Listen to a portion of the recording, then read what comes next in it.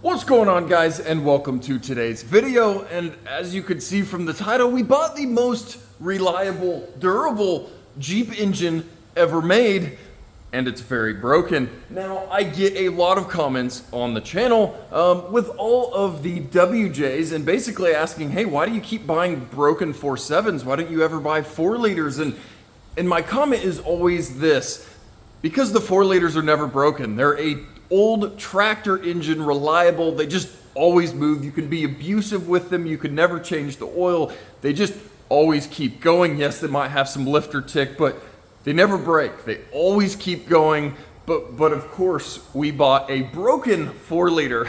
So I thought I would show you guys the most recent purchase here. And yeah, we got to tear this engine apart. But let's look at this thing, and then we will, I'll let you know what is going on. Now, guys, yes, I've already drugged the thing home. It's already sitting in the garage in wait. This thing was basically sitting for 10 years behind a Toyota dealership. It was actually one of their older technicians.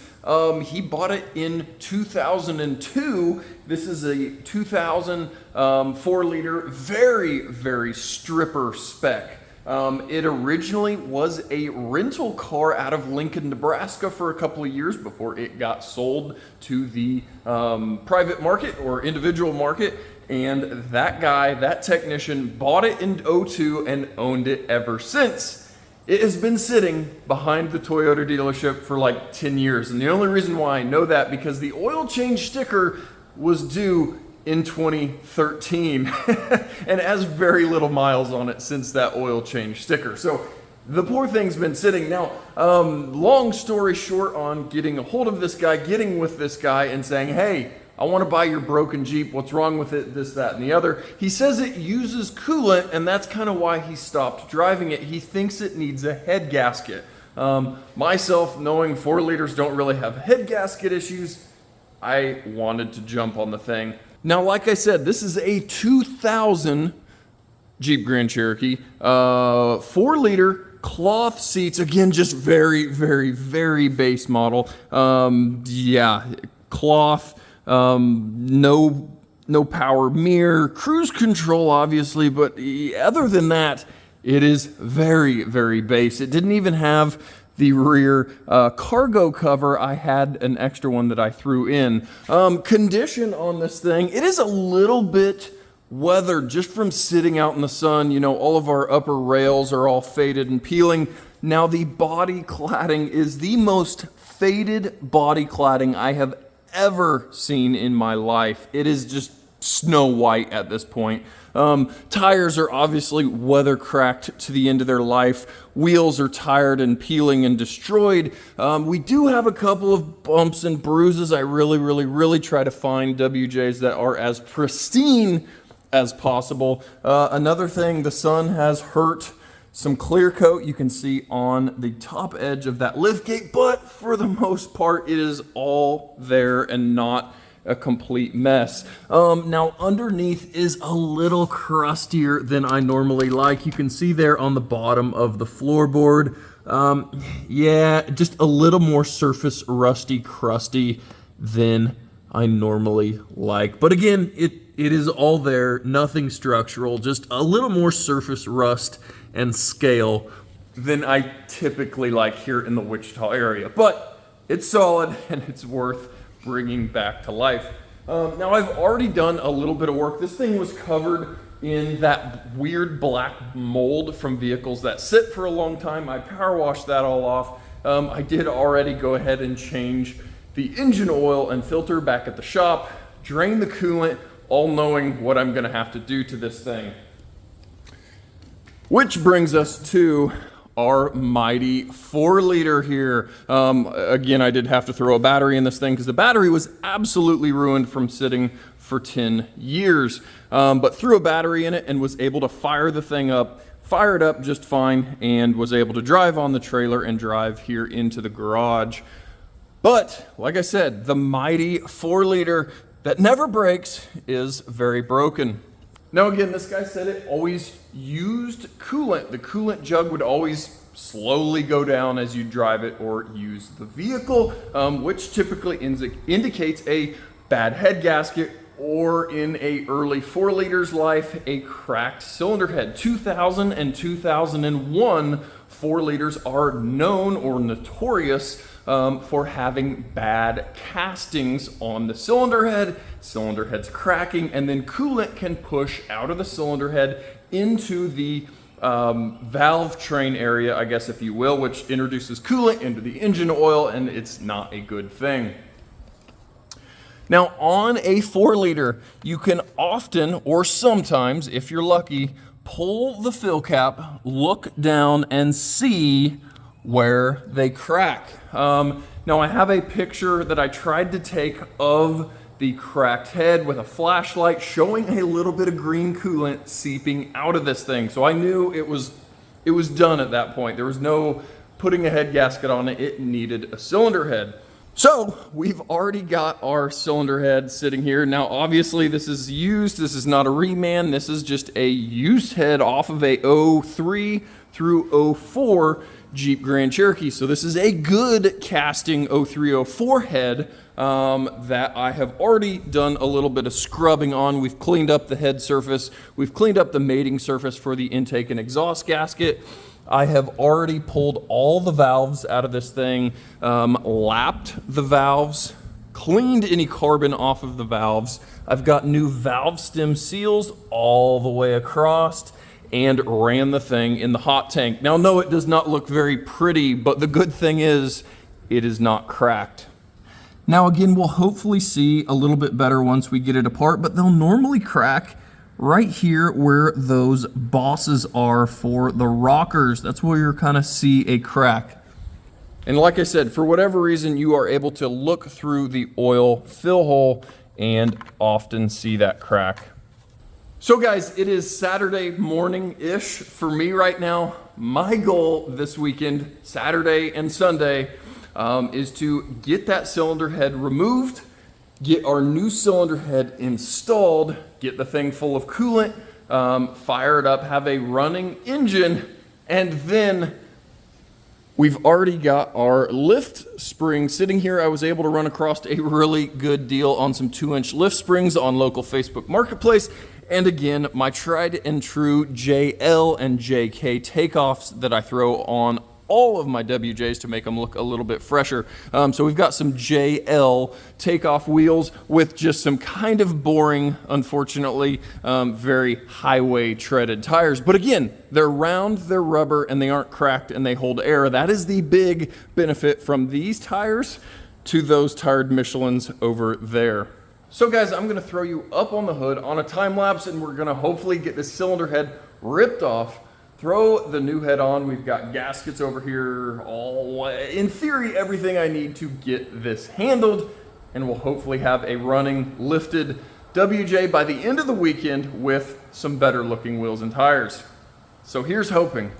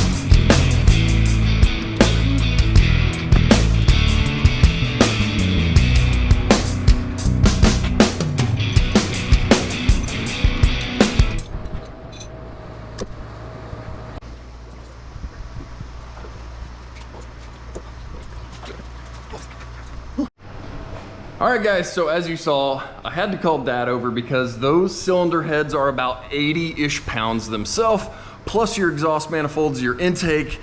It's probably around 90 to 100 pounds of iron that you are lifting off. Now, if you were just able to deadlift it straight up, that would be one thing, but you are leaned over that engine bay trying to lift and slide it forward, so it is an absolute nightmare. So absolutely a two-person job to get a 4-liter head fully dressed off of the motor. So I've got the mating surface all cleaned up here on our block, and pistons look good. We've got cross hatching still in our cylinders, so everything looks healthy on the lower end here.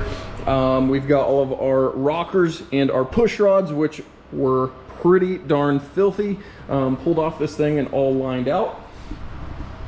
And now we've got our new to this Jeep head, that is. Like I said, our takeoff 0304 good casting non-crack head. And we've got our new intake and exhaust manifolds thrown on with our new gasket. And then we've got our new head gasket getting ready to get some gasket sealant sprayed on both sides.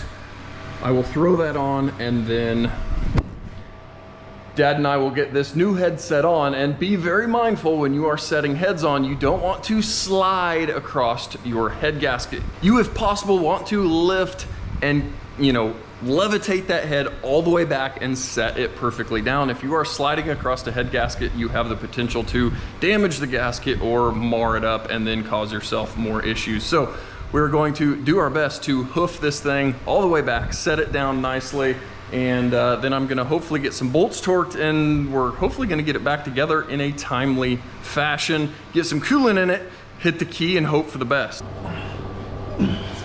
Probably gonna have to have some. I don't even know. Ship is back there. I think we're there. All right guys, you just saw Dad and I set the head back on very seamlessly, I might add. I am probably not going to time lapse the back together because all I'm gonna be doing is torquing the head bolts and then putting everything back together that we just took off during the teardown, because that's how engines work. You gotta put everything back that you took off the first time. So yeah, I'm going to get head bolts torqued, push rods, rockers, valve cover, blah, blah, blah, all of that stuff bolted back on this thing, and then I will grab you guys and we should be good to hit the key. I gotta put coolant in it too, but yeah, it's kind of going smoothly for a heavy job here in the garage. All right guys, so everything is back together now. It went pretty darn smoothly, I'm gonna be honest. It's been like years and years and years since I've had a 4-liter head off, and it was quite refreshing, other than the weight obviously, versus working on the 4.7 liters. Seems a little bit more simple, a little easier to tear down. So like I said, everything is back together. We've got all of our gaskets on, we are full of coolant, we've got engine oil. I think I'm ready to hit the key. Now this thing is going to sound a little bit loud because there is a little rust hole in the exhaust. After the manifold, where it turns down and collects to 1, there is a heat shield from the factory. That heat shield looks like it had collected dirt, debris, and from this thing sitting and just it being a 23-year-old vehicle, it has rusted a decent small hole through. Now, it's going to obviously start and run fine, and I will be able to get it down to an exhaust shop and have them repair that, and it won't be a big deal at all, but that's why this thing sounds as crappy as it does when we hopefully start this thing up. So we will jump in this thing, hit the key. Now one thing I do notice, we've got a oil pressure switch that is more than likely shorted out because the oil pressure cranks itself all the way up to 80. So we will need an oil pressure switch once this thing gets on the road, but let's just Let's just do it. Let's hit the key and see how this thing sounds.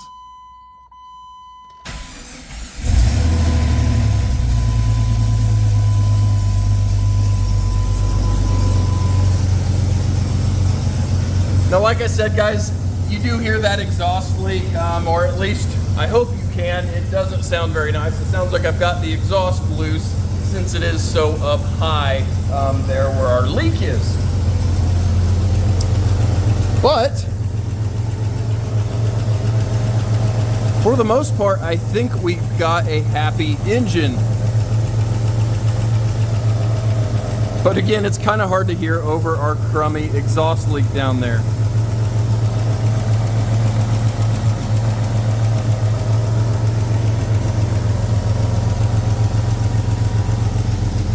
So guys, I'm gonna let this thing run for a little while, and as far as I know, it is probably going to be a happy engine. Now I think since I still have the front tires off and the front up on jack stands from doing the exhaust, I'm going to just go ahead and throw my front lift springs on the front wheels and tires, pull the thing forward, and then do the rear before we even drive the thing. All right guys, day 2 out here in the garage, and I'm very happy that we've got a running engine again. Now, no, I haven't even driven it out of the garage yet, but I figured we needed to drive out in style and get my springs and wheels and tires thrown on this thing. So I'm going to, like I've done a million times on this channel, throw a lift on a WJ. Now, I'm not going to record the whole thing, but I seem to always get a whole lot of comments anytime I am using this spring compressor. Normally I'm just throwing a spacer lift on these things, but I happened to run across a set of 2-inch lift springs on our local Facebook marketplace for like dirt cheap, because nobody's buying WJ parts other than me. So lucky me here, got a fresh set of 2-inch springs. But over to the amazing tool here.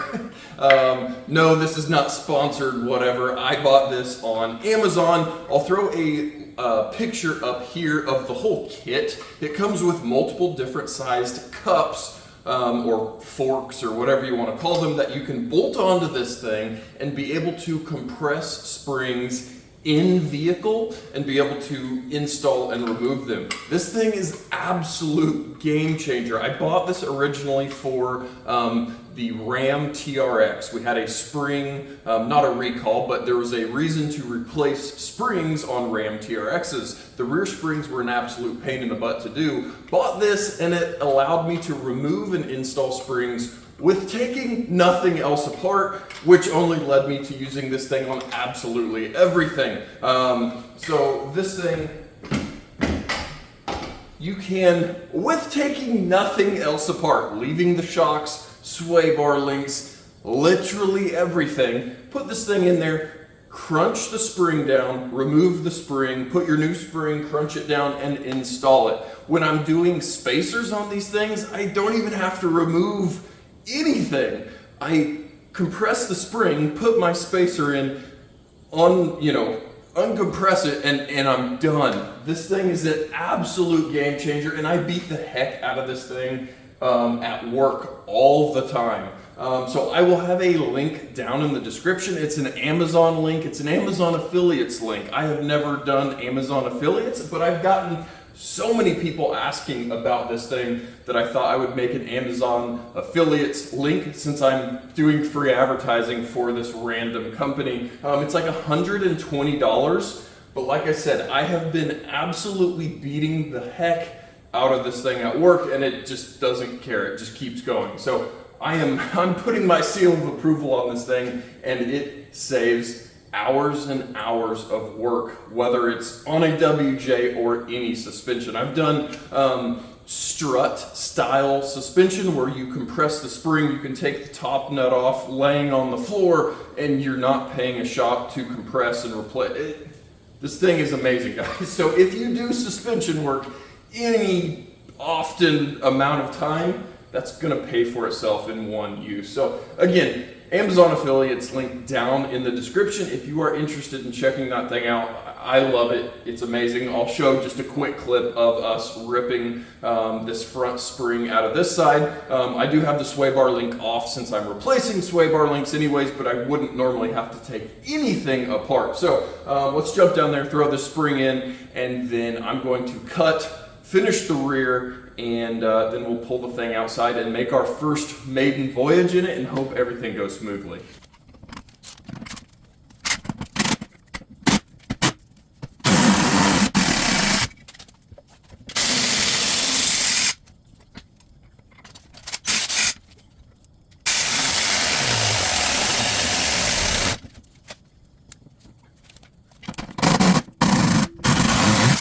And guys, like I said, just like that, it is so nice to use. Now, yes, I've got a Milwaukee ratchet there running it up and down, so I'm not sitting there taking more time, but still, the thing's amazing. So guys, I'm going to get the front buttoned up here. I'm going to get the rear finished up, bolt my new wheels and tires on, and then, like I said, we will get this thing outside and actually go drive it. We probably need to get some fuel in this thing and get it out on the road.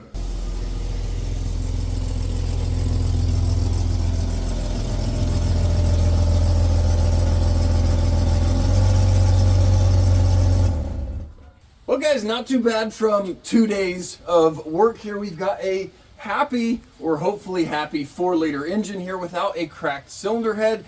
And we've got our 2-inch lift springs thrown on, and of course some Jeep Wrangler takeoff wheels and tires. And it's starting to look more like a Jeep now. Now, goodness gracious, what is left? Basically everything still. I mean, all of the normal old, neglected, tired vehicle things. The driver's window doesn't roll down, so we probably got a broken window regulator. All of our body cladding is absolutely ridiculously faded, so that's all got to be painted. I think I'm just going to do some Krylon satin black, kind of scuff it, clean it, and shoot all of those because that looks really, really bad. So we're going to do that. I need to paint our upper rails there on the roof, but yeah. And then just a massive deep cleaning. Interior is just filthy dirty from this thing sitting, and then just start driving it and figuring out what else needs done, because you always end up finding a lot of other things once you start driving a vehicle that's been sitting for 10 years. So yeah, well, I guess let's go get this thing out on the road for its maiden voyage. And I think the maiden voyage is going to be to the gas station to get a little more fresh fuel in this thing. When I drug it out of the parking lot, it had the fuel gauge on empty with the light on, which is about the best case scenario. Put my nose in the gas fuel filler, and it smelled really, really old. So I dumped 5 gallons of fresh on top of our almost empty tank to hopefully have some decent fuel in this thing. But like I said, I'd like to get a full tank of fresh to hopefully dilute the little bit of old nasty stuff that we had in this thing and make it a little bit happier. So yeah, let's go get this thing out on the road and get some more fuel in it. All right, so we're gonna go out for our inaugural drive of the new Nugget here. And the only things initially jumping off at me again are the oil pressure. We are pegged out at 80. And it will go up to 80 even with the engine off, just turning the key on. So we've obviously got a oil pressure switch that is bad, shorted, whatever. So that needs to get addressed. And then the horrible exhaust leak that I've mentioned already sounds very horrible. So I'll hopefully be able maybe Monday to get this down to the exhaust shop, have them patch up my little rusty hole in the exhaust where that heat shield was, and that should then be quiet. But like I said, I'm gonna run this thing down, get some fuel in this thing so we have a full tank of fresh.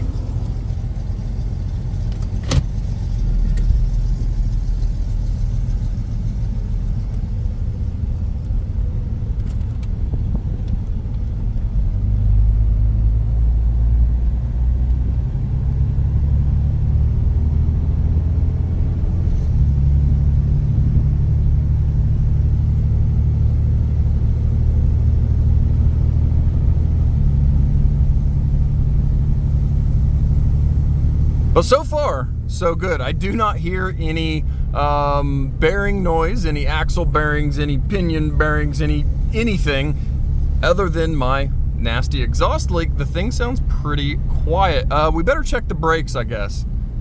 Hey, the brakes seem to work and we have decent pedal, which is always a good thing on something that's been sitting again for 10 plus years. But no, so far so good. I need to recharge the AC from having that system apart, but it seems decent.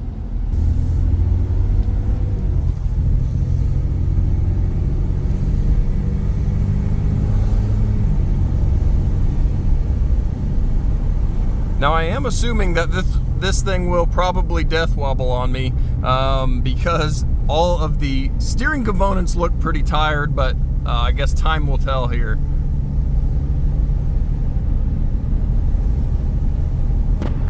Well guys, good news and bad news. Successfully made it to the gas station, put a few gallons of gas in this thing and drove it back, but we don't have any power. And by no power, I mean this thing will not rev over 2,000 RPM without kind of bucking and chugging. And it already set a check engine light, scanned that really quick, and it is fuel system lean. It also seems to take a really long time to crank and start up. Now, all of this is indicating of a weak or dying fuel pump. We need to do some future diagnosis in the next video, but I think I'm going to call it here. We've got another saved or partially saved WJ. We've got our new cylinder head thrown on this thing. Crawled underneath, everything looks nice and dry, but we need to continue working and trying to save this thing. So guys, until next time when we are diagnosing our fuel side of things, what is causing our bucking issue, yeah, I'm gonna call it a weekend for me out here in the garage. And guys, as always, thank you so much for watching, and we'll catch you guys next time.